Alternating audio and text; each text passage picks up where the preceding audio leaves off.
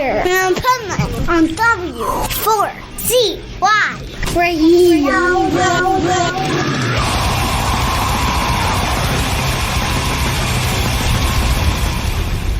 Wake up, America! It's time for the Adventures of Pipeman on W4CY.com, West Palm Beach's #1 internet radio station.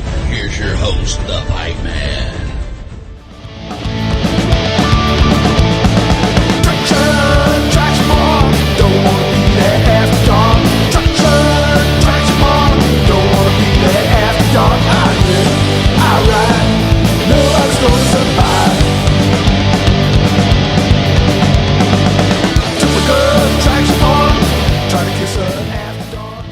This is the Pipeman here on the Adventures Pipeman W4CY Radio, and I'm here with our next guest who has some killer new music, a lot of killer new stuff going on that we're going to talk about.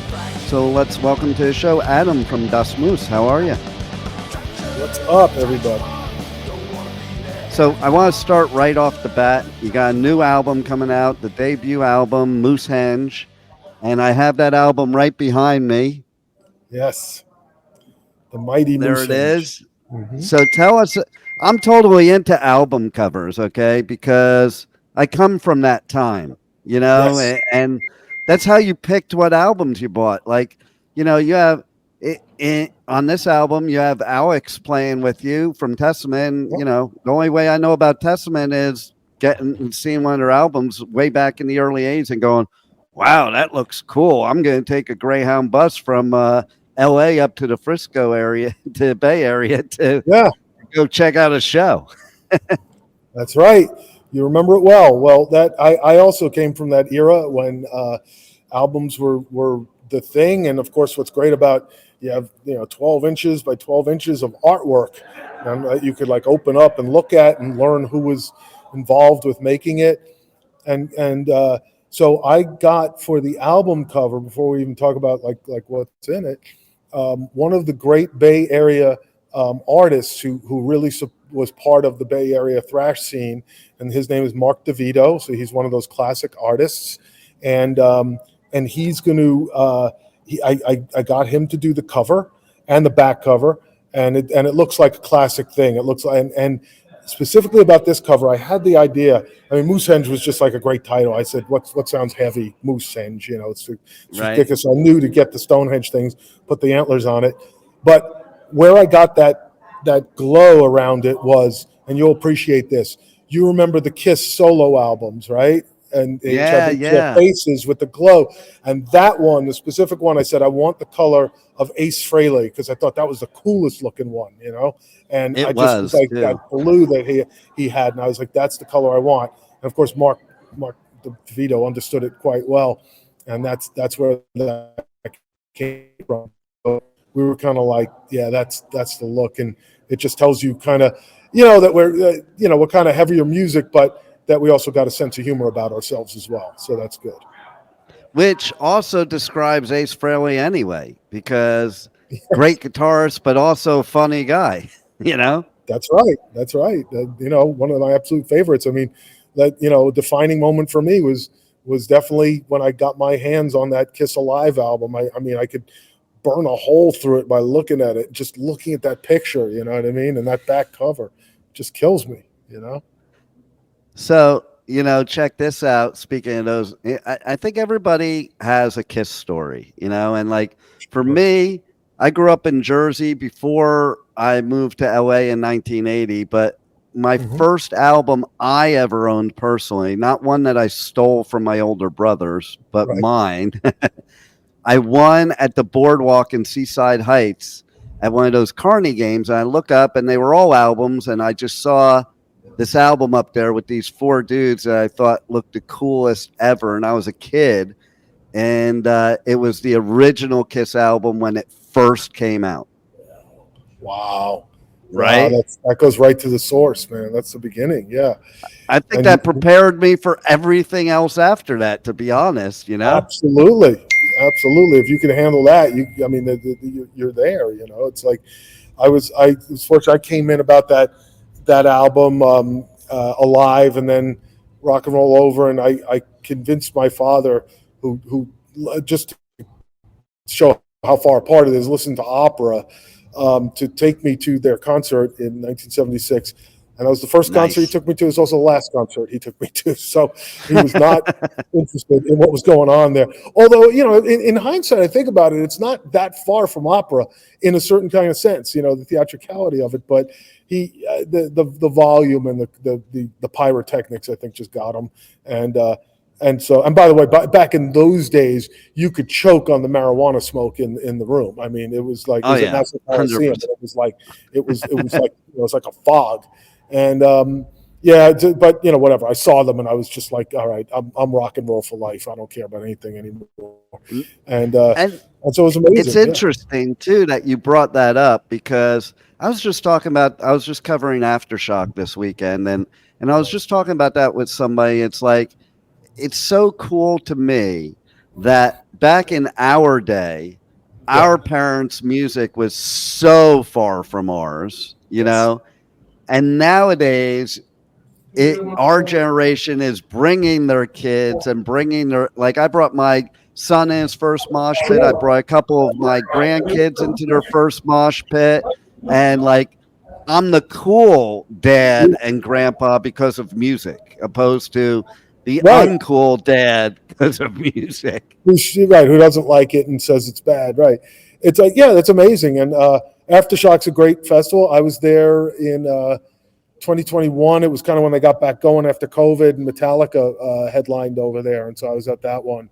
Nice. It was fun to see some bands over at that one too. It was nice to just see anything at that point. I mean, we'd all been shut down. I think that was the year too that they had the Bay Area thrash bands all playing there pretty much. There was a lot of it because they were local and stuff, and traveling was still hard. So it was really cool to see. But we were in a bubble. We had to test into a bubble and just be there. I had to shoot some interviews and things. So it was kind of still heavy duty at the time. Nobody wanted to get anybody sick, especially not the band guys, because whatever. Then 50 or 100 of my friends are out of work. All these crew guys. No doubt. So and we didn't want to shut down again, because life without live music is no good at all, in my opinion.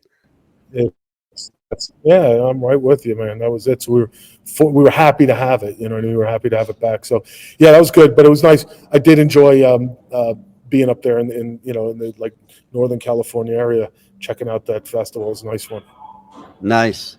So let's talk about your band, because what I love about your band is it combines most everything from my childhood, especially because I'm both from the New York, New Jersey area and from the LA area, and so it just reminds me of, if you just put together everything that I liked as a teenager, that's Das Moöse. Mm-hmm. Wow. Well, thank you so much. It's, what's interesting is I kind of rounded up these guys who were, like I said, the bonding factors. We all have kids that are 14 years old. So we met, and I was just like, all right, we need you and we need you. But everybody comes to it with something, you know what I mean? And so my other guitar player, singer, Joel, is, he comes to it from a jam band background. And so he kind of brings a more melodic thing. And he, his songs have these long tail ends with jam song, he just kind of solos out and everything. Drew, my drummer, Drew Haas, is a great drummer. He was professional. He did it in Austin, Texas for a bunch of years in the 90s. And my bass player, Rob Kasabian, great player, comes from the Washington, D.C., kind of hardcore scene and punk scene. And so he's got a real good attack on the bass. And everything comes together. And so what we kind of felt was, as much as we wanted to be like really heavy on a lot of stuff, the album, as I listen to it now, has a lot of different feels on it. And the thing that it reminds me of, not that we sound like them at all, but is if you listen to those great Clash records by the Clash, they could play a few different styles of music credibly and just be great, and just be that. And so they weren't just a fast punk band. Maybe their first record was, but after that they developed into this really nicely rounded band. And I always thought, well, that's kind of cool if you can do that. It makes it very interesting. Anyway, we enjoy it, Well, what I think's cool about it is, and especially a lot in music today being like this, is back in our day, you had all the gatekeepers, so you couldn't really combine genres like that. And, you know, I went to Slayer shows on a Friday night and Dead shows on a Saturday afternoon, and then, you know, Mhm. try to go to punk shows, but I was a long hair and you'd get your ass beat if you went to a punk show. So, Yes. like, it's kind of cool just combining those worlds because I talked about this with somebody over this weekend. Like nobody just likes one genre of music. Like Yeah. that makes no sense. Like if you like music, you like music. Sure, there's some things you don't like, but Hmm. for the most part, I think it depends on what you're doing, what your mood is, what all those things that you can kind of change it up. So it's good to have a band that has that diversity because sometimes there's albums like you don't want to listen to the whole album because every single song is the same song. I'd Yeah. rather it be more diversified so that I want to take the full experience of a full album. I think it's a great point. I mean, certain bands have thrived, I guess, doing, for whatever reason, they're just, they just want to do. I mean, AC/DC, you want an AC/DC record. You know what I mean? It Right. just is. It just is what they are, and it's what you want to. It's what you want to hear from them and to say. And they can vary it slightly, but ever so slightly. And other Right. bands just have a little more freedom to to play around and expand. And I just think, for us who are not set yet, I think we're like the kind of band. Sorry, there's just some noise in the record hall here. Um, they they I think some bands that are not like like set in stone yet in so many ways, we just wanted to like just do what we want to do, and like it was natural if we feel it. You know what I mean? If we feel like playing it, we're doing it. I think we felt like we can do it. What's interesting is you play these songs out live and they work, and that's as good a barometer for what's good as anything else. You know what I mean? You just play. Yeah. Just go out there and play it live. And if your audience is receptive and you can feel the crowd, you can feel when they're feeling this, then it's like it's good. You know what I mean? We're on track. And that is a big key because for me, some of my favorite bands are because I saw them live. Like there's a lot of bands I saw back in the 80s that I saw live before I ever saw an album because either they didn't have an album yet or you didn't know what an album sounded like till you bought it. So it was actually cheaper to go to the show first and then buy the album. Remember that? It was risky to risk those bucks on like an LP. And you do it sometimes, usually based on the artwork, but you kind of wanted to know something about them. And a live show was a great way to find out. It really was. And I think the energy and the feeling you get at a live show is what makes you like a band. Like, there's bands that I did not like before seeing their live show. And then I was like, wow, that's great. Yeah. And even certain things that I totally did not get, like certain types of genres, I'm like, yeah, no, that's not me. And then you see it live and you're like, oh, I get it now. Right. I definitely have that conversion. I've seen live bands that I never thought about. So I never like either downloaded them or got a record or whatever. And then, I go see it live and I'm like, oh yeah, okay. Exactly. This is something. And sometimes it doesn't live up to the live experience. Sometimes the best thing a band does is live. You mentioned the Grateful Dead, and that's maybe the best example, Yeah. It's something about that collective energy and what those guys were able to do with it. I was not a Dead fan when I was younger, although I was fortunate to attend the show. And now I value them. I think they're terrific. I listen to much more of it, Well, it's funny you should say that too, because that's kind of who I am. Like the live Dead show was just an experience and them jamming the way they did. And there's some songs I like to listen to that are on the albums, but I'm not that Deadhead that can sit there and listen to them 24/7, studio especially, it's like you got to be there, experience it. And, because every experience was different was the key, know. And then there's some songs that just, they play live better, no matter what. Yes. Yeah. It just, that collective experience, there's no getting around it and, whatever. I mean, I just came back from Mexico City. I saw Metallica play live, and it's just like, that's one of my favorite places to see them, Mexico City, because the audience is just next level, off the hook. And Wow. it was just like the greatest live experience, to just be there collectively and feel what's going on there, it was just so powerful. So that's, great live shows, great live show. It's a funny thing. We were at, and we kind of reenacted a little of this in the music video. Me and the band, we're all fans of Jane's Addiction. We just like that, we were just fans of it. So we bought tickets. We went as a group. It's one of the only things I think we went as a group and we went to what I guess turns out to be the last live show, full show of Jane's Addiction. We were at the show before the show where the fight breaks out, and that's the end of them. So it was, and they were great, by the way. I'll say the night we saw them, they were terrific. We drove home going like, oh my God, that was great, and we loved seeing them. So we kind of reenact that in the music video. We put on luchador masks, like Mexican wrestling masks, and like reenact a Perry Farrell, Dave Navarro fight, So, but we love those guys. It's not against them. We really enjoyed the show. Well, it definitely had to be a bad night because, like, I didn't really imagine. I know there's tension, but I never imagined Perry Farrell of all people to like do that. Yeah,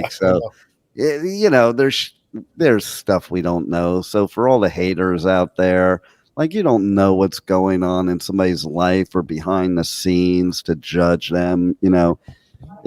There's always tension in bands, especially the longer you've been a band together. Like, especially people, start off as high school bands. Like, how many of us can really get along with our high school friends at this stage of life? That's right. Right. So it's a great point. So that takes me back when I was in the studio. I filmed Metallica for many, many times, but what I looked for was like these moments where, because also in that tension is where the creative, engine often lies. And so, we saw the whole world got to look at it when they released this footage, when the Beatles put that Get Back footage out there, right? You could see it right there. And not that they were always fighting, but there was tension. And even when they're getting along, it was like still there's a power to it. But when my personal experience was, Metallica, and there's a moment that I always remember of Lars where he was trying to get something complicated, a drum thing, and he couldn't get it. And he took the drumstick and he stabs it through the snare. And over the years, now I put that out, that came out 32 years ago. And it's like, I can't tell you how many times I've talked to musicians, particularly drummers, but not always. And they've said, yeah, that you caught it on film. I've done that, but you caught that on film. And right there is the creative tension. You're trying to get something and you're working at it so hard, and you can hear it in your head, but you can't get it down, and that comes out, and it's one of those moments that's, I think it causes you to get better, because I think you come back in and you figure out a way to conquer that, and the world gets a song like Enter Sandman out of it, and that's what's amazing about that. And that seems to be a story quite often too. So it's not like it's a unique story, Those things happen because, listen, siblings, what do they have? Sibling rivalry. When you're in a band, you're like siblings and you're together 24/7. How could there not be tension? Yeah, no, it's true. It breeds it. Now, if we're getting to our record, we're not that kind of band. We're not in it that much. We got along fine. Me and the guys, we actually have a lot of fun. We're friends. We could go out for drinks just as well as do the music or play a live show. So it's been an entertaining thing. But again, the reason is because there's not the pressure on us. We're not doing it night after night and doing it at a certain high achieving level, which is amazing. I watch friends in various bands. You mentioned Alex Skolnick and Testament. I saw them the other night, and I just was like, I'm amazed. I watch what two guitar players, Alex Skolnick and Eric Peterson, do, and the way they lock it in together, and it's magnificent. It's just amazing. Now, do that night after night while traveling around the country. It's hard. It's hard, Yeah. and and then do it for years, and it's amazing. Those guys are just, all these guys who are doing it and gals who are doing it. It just knocks me out. So yeah, it's something to definitely strive for and to admire. Yeah, and I think it should be fun. So I'm glad you guys are having fun with it. And just the fact that you did the whole Jane's Addiction thing just tells me you're having fun. Listen, Yeah. if you're not having fun in this business, it can be not fun. Like seriously not fun. Right. So that was kind of the fun thing about getting these guys together to play, because I kind of, I just looked at it as like, I've known so many people in so many bands, and like there's usually, we were all younger then, and like the pressure was on. You had to make it, and by make it, that meant make money and get fame and be able to do this full time and all that. And it was interesting putting together this band that was just like, okay, money, we're not going to make any, so that's out the window. Fame, yeah, we're probably not going to get that either. That's out the window.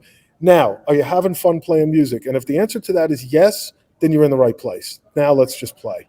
And it's nice. And then, other things can happen from that. Of course, we were able to, we just kept playing. So we had some great shows and, made this record, and I'm talking to you, and that's really cool. We'll make a music video.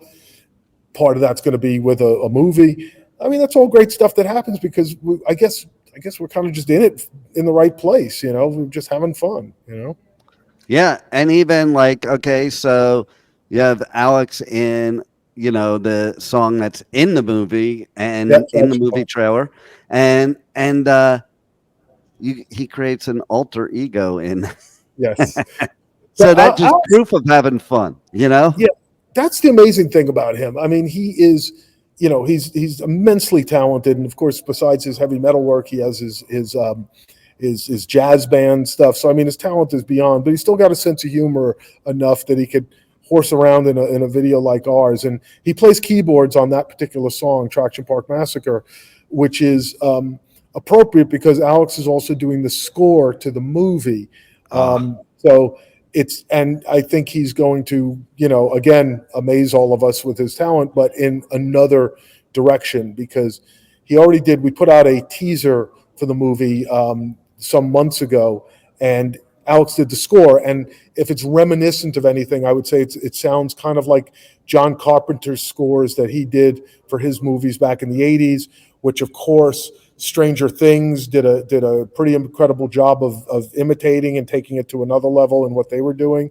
And, me and my co-director Douglas just kind of said, we wanted to have that 80s feel. Can you do something like this? And true to form, Alex was able to do that. So, we're happy to, be working with him, and it's always great fun to have him in our music video. He starts it off like one of those horror hosts, those guys that host like a horror movie, and Alex plays an alter ego, Count von Skolator. So he kicks off the music video in that way.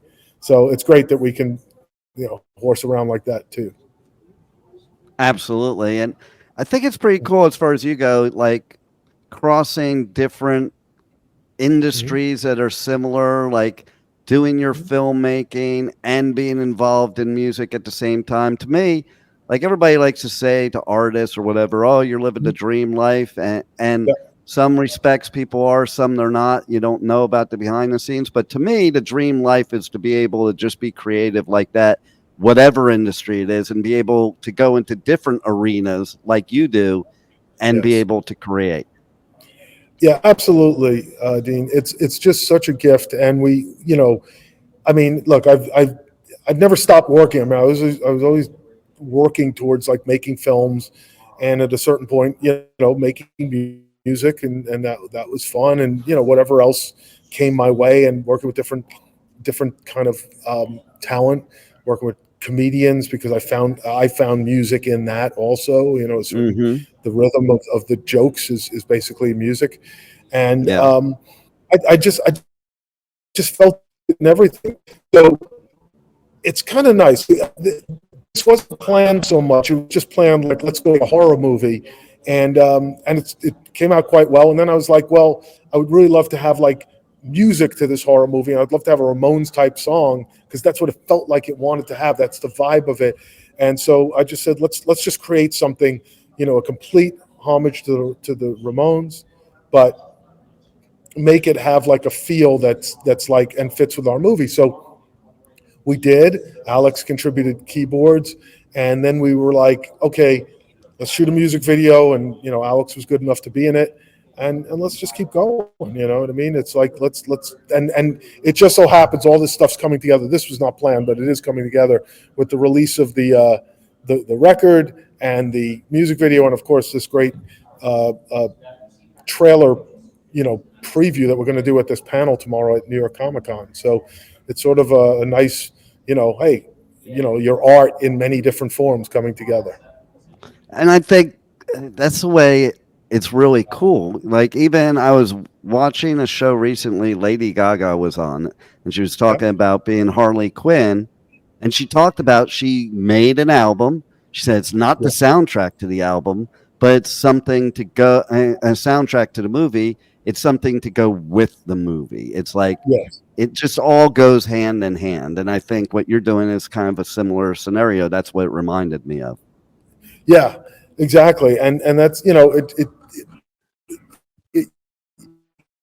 also planned out, like mapped out on like a table, like, okay, we'll have these things coming out all at the same time. It was just sort of like making the movie inspired me to I knew what the end wanted to be, and so I was like, let me make the song that I feel like I'm hearing, that I want, where the lyrics are. It would be different than just licensing a Ramones song. I mean, not that we have the money to do it, but what I'm saying is, like, if you just license the Ramones, it'd be great because it's them, but it would have no reference point to the movie. It's not like what they did for Pet Sematary, which is what I'm thinking in my head, and I wanted it to be like referential to the movie. So I was like, all right, well, let's just go create that. We have a band, we can do that. And so it's kind of, it's fun in that way. We just, it all kind of came together in some crazy way. I love it. So that's the way it should happen. That's true art right there.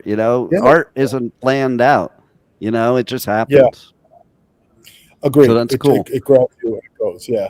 So tell, tell everybody how they can reach out to you to check out the new album, check out the movie when it comes, the trailer, all the things you got going on. So the album is out today, and it's on all the streaming platforms of Apple and Spotify and the many others that are out there. And the other one, we have our Instagram and all that. When the music video comes out, it'll also find its way, certainly to the Instagram account for, Das Moose Band. And then the movie's got its own whole life, which is, it's Traction Park Massacre. And it's got all the social media handles that go along with that. The trailer will be out tomorrow night. We do this panel, and we're here. It's Wednesday, October 16th. October 17th is our panel. It is hosted by Fangoria Magazine, and Fangoria is going to have the trailer exclusively for the weekend on their site, and then it'll go wide next week. So if anybody Googles Traction Park Massacre, they'll first find the teaser, which has been out for some months, and then they'll find the movie. And the actual film is going to come out next year, because we still got a bunch of work to do on the special effects and stuff like that. But it's a really fun ride. If I just give a quick little description of it, it's a group of friends, just the way slasher movies go. They kind of go up to the woods, and they're just going to hang out. Along the way, they run afoul of a group of outlaw bikers, and all of them wind up on the grounds of it. It's like an old amusement park that burned down many years ago, and the twin sons of the owners were thought killed, but they weren't. Of course, they're now like 25-year-old, and they're like feral twins, and they like basically hunt anybody who comes onto the land. And so sometimes YouTube people go up there to like make videos and stuff, and that's it for them. And they're sort of it's a lot of fun. So we use like pieces of the park still are in it, and parts of the legend of Action Park is in it. But it's a really fun ride, and it's hard to be sure, but there's a lot of comedy in there. And I think anybody who's a fan of some of the old school slasher films and Evil Dead 2 and Killer Clowns from Outer Space and a lot of fun slasher movies. I think you get a kick out of the movie. So we're working hard to finish it, and it'll be out for next year. So that's the movie. I love it. Is there any last words you want to leave the listeners with that we haven't covered? No, I think that's pretty great. It was good talking to you, and I appreciate the time. It was nice to do that. Unless, Doug, you want to say hello for 1 second? So my co-director in all this and my co-writer, when I told you that we were making films for 40 years, that's 40 plus years. This is Douglas DeMonda. He is my best friend, co-director, co-writer, Nice. and we basically cooked this up together. We just said, we're getting to be a certain age. Let's do the thing we always wanted to do. So this is kind of about following your dreams a little bit. And we said, what's the most accessible kind of story? And it's basically a horror movie. Everybody loves a good horror movie, and it doesn't need stars. So we were just bodies. Just bodies. Yeah, very well put. And so we have a nice high kill count for anybody who's keeping track of the score of those. Yes, song. Yeah, my boy. So it's actually a lot of fun. So I just think Doug and I went to the movies for so many years, and I think like you, Dean, we like crowd pleaser movies. It's just like kind of music. It's the same thing. I'm sure, and knowing by the bands that you like, I'll bet we like a lot of the same movies in common. And you probably like going to a movie theater where the audience is into the movie and they're cheering for it and they're rooting for it. And that's kind of the idea that we set out for, to make a film that the audience is going to want to get with. And I love it. Doug and I saw many of these films, in their original screenings, and we just were like, man, let's make a movie that the audience is going to want. Man. Yeah, have a good time. That's It's a the Friday key. night, man. Have a beer, smoke it Absolutely. up, go to the movie, enjoy. There you go. That's the way it should be. Music and movies should both be fun, and for everybody. So Yes. I love that. And thanks for giving us some great entertainment. I can't wait for the movie, and definitely the album is badass. So everybody's got to check the album out today. And thanks a lot for giving us some great entertainment when we probably need it most. And thanks for being on the Adventures of Pipe Man. You bet. Thank you, man. You're a great interviewer. Thank you. Appreciate it. Peace. Thank you. Appreciate it myself. You good, brother. Thank you. Thank you for listening to the Adventures of Pipe Man on W4CY Radio.